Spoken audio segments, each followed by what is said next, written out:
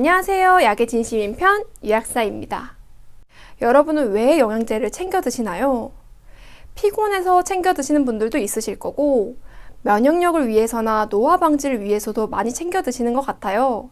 영양제를 찾게 된 이유는 다 다른데 모든 분들의 목표는 건강하게 오래 살기 위해서라고 생각합니다.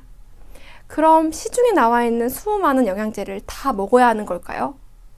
그렇기엔 이렇게 많이 먹어도 되나 싶고 또 금전적으로도 부담이 되실 텐데요.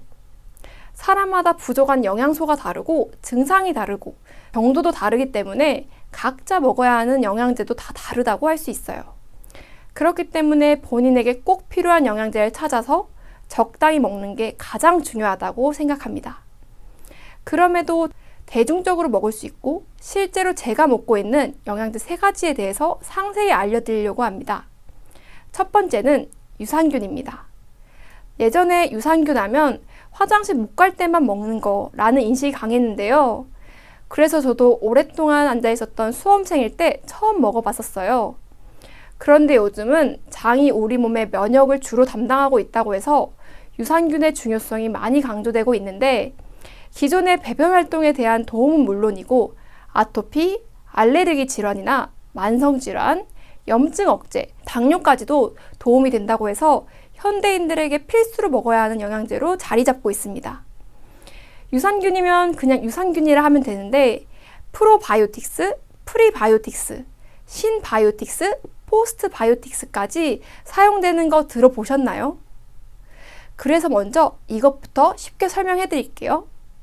우선 가장 기본이 되는 프로바이오틱스. 프로바이오틱스는 이 유산균 자체를 말하는 것인데요. 적정량을 섭취했을 때 건강에 좋은 효과를 주는 살아있는 균이라는 의미입니다. 그리고 프리바이오틱스는 앞에서 말한 프로바이오틱스가 활성화되게 도와주는 먹이 역할을 해주고요. 신바이오틱스는 위에 2가지를 따로 먹을 필요 없이 같이 포함시킨 것을 말합니다. 가장 최근에 나온 포스트바이오틱스는 이 2가지의 유산균의 생성물질도 추가해서 유산균이 장내에 생착하기도 전에 빠른 효과를 낼 수 있게 만든 것입니다. 개인적으로는 프로바이오틱스가 가장 중요하다고 생각하기 때문에 이미 본인에게 잘 맞는 유산균을 챙겨 드시고 있다면 굳이 유행을 따라가기보다는 기존에 먹던 유산균을 꾸준히 드시고 유산균만 먹었는데 특별한 차이를 못 느꼈다 하시는 분들은 프리바이오틱스도 추가하여 같이 먹는 것도 좋은 방법인 것 같습니다. 그렇다면 언제 먹는 것이 가장 좋을까요? 유산균이 안전하게 장까지 도달하려면 위산이 안 나오는 시간대인 아침 공복에 드시는 것이 가장 좋습니다. 2번째로 비타민 D입니다. 햇빛을 받으면 비타민 D가 생성된다는 이야기 한 번쯤은 들어보셨을 거예요. 뿐만 아니라 생선이나 유제품에서도 비타민 D를 섭취할 수 있는데요. 생선 먹고 우유 좀 마시고 햇빛 좀 쐬주면 되니까 참 쉬울 것 같은데 한국 사람들은 모든 나이대에서 대부분 비타민 D가 부족하다는 사실 알고 계셨나요?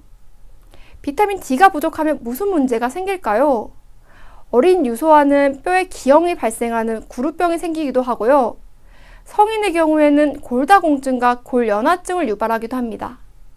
이는 비타민 D가 뼈의 구성 성분인 칼슘의 흡수를 돕기 때문이에요. 뿐만 아니라 비타민 D는 면역 증진, 항암 작용, 우울증, 수면장애 예방, 아토피와 같은 면역계 질환 개선도 도움을 줄 만큼 다양한 효과가 있습니다.